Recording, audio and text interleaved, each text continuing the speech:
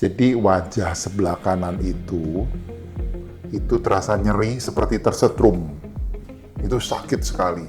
Sakitnya itu levelnya kalau 1 sampai 10 tuh ya di antara 8. Jadi sakit sekali, kita tahan sampai keluar air mata.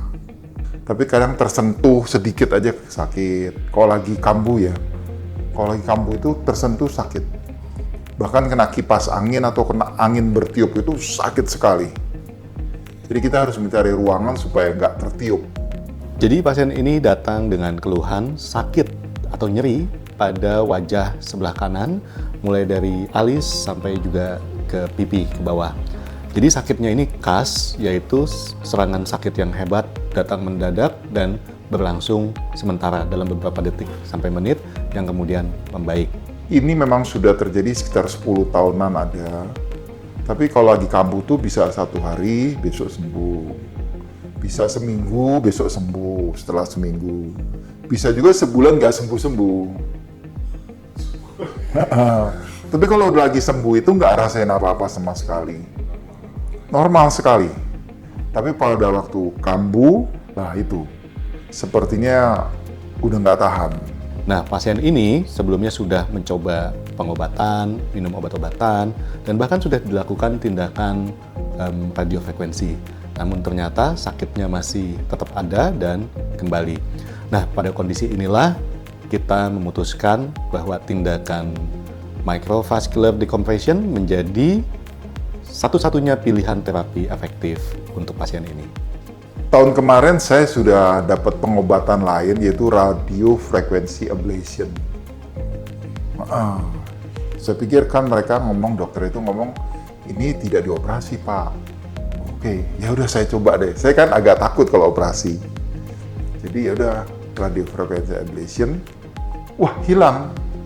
Tapi setelah radiofrequency ablation tuh yang dirasakan emang kebas ya. Seperti kebal, itu cukup lama ya, sekitar seminggu 2 minggu. Tapi setelah itu normal. Saya pikir sudah selesai kasus saya. Nah, setahun kemudian timbul lagi. Jadi trigeminal neuralgia itu adalah penyakit yang sangat jarang sekali. Prevalensinya itu sekitar 5,7 per 100.000 penduduk untuk wanita dan 2,5 per 100.000 penduduk untuk laki-laki.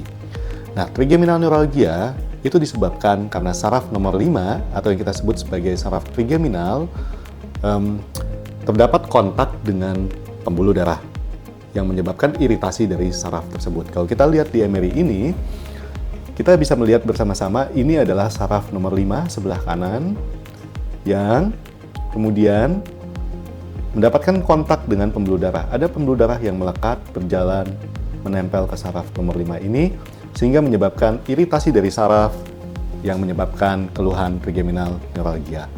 Saya waktu mau dioperasi pun saya pertama nggak mau karena pada waktu sembuh tuh nggak rasain apa-apa sama sekali. Karena dokter Joe itu terlihat operasi itu hal yang mudah bagi dia. Dia kan biasa menangani kasus-kasus yang berat ya.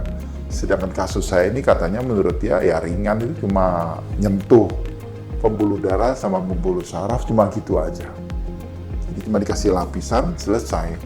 Jadi nggak usah istilahnya ya setelah operasi pun yang dirasakan ya nggak ada, ya sembuh gitu. Jadi yang bikin saya mantap gitu aja. Pas waktu itu memang lagi kambuh-kambuhnya. Jadi pas ke dokter Jaya, pas lagi kambuh. Kalau lagi kambuh tuh kita nggak bisa sikat gigi, susah sekali. Jadi sikat gigi pun secukupnya aja. Makan juga nggak bisa ngunyah. Kalau bisa makan yang langsung telem. Kemudian kesentuh pipinya sakit, kesentuh sininya sakit, sakit sekali. Ya itu. Jadi tindakan operasi untuk trigeminal neuralgia kita sebut juga sebagai tindakan microvascular decompression. Operasi ini adalah operasi kecil di mana dokter akan membuat sayatan di belakang telinga dan kemudian membuat sebuah lubang kecil berukuran lebih kurang 2-2,5 cm di belakang telinga.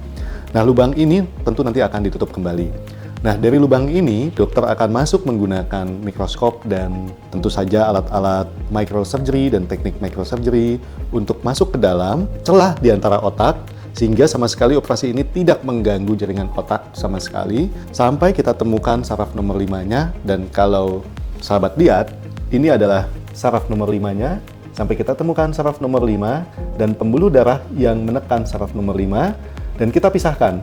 Kemudian kita tempatkan suatu agen medis yang kita sebut sebagai teflon untuk membatasi antara saraf dan pembuluh darah. Dengan demikian, maka tidak ada lagi kontak antara pembuluh darah dengan saraf yang bisa menyembuhkan pasien trigeminal neuralgia. Ada beberapa pilihan penanganan pada trigeminal neuralgia dan tidak semuanya memerlukan operasi dan tidak semuanya harus dioperasi pada fase-fase awal trigeminal neuralgia.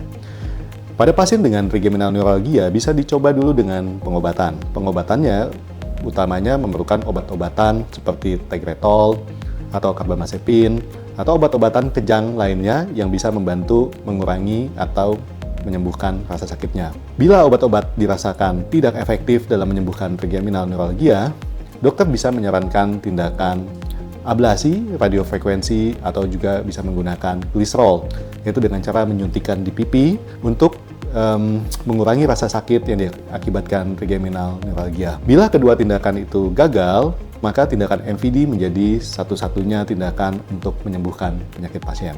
Tindakan operasi MVD atau microvascular decompression untuk trigeminal neuralgia adalah tindakan yang relatif aman dengan tingkat keamanan di atas 95%. Dan kebanyakan pasien akan merasakan instant relief atau sakitnya hilang. Sebagian besar sakitnya hilang pasca operasi.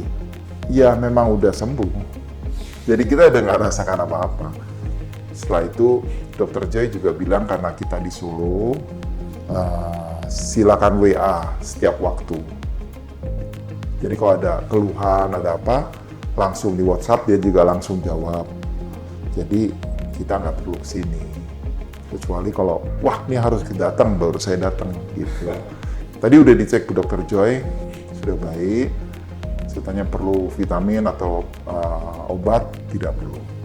Nemunya, lah saya nganter ibu periksa ke Dr. Jum, saraf tuh lantai 6. Nah saya lihat bannernya di depan situ. Kemudian saya cari tahu siapa dia. Kemudian waktunya pas saya di Jakarta, ya udahlah iseng-iseng ketemu Dr. Joy, pendapatnya beliau bagaimana gitu aja. Nah terus akhirnya kita mantap operasi.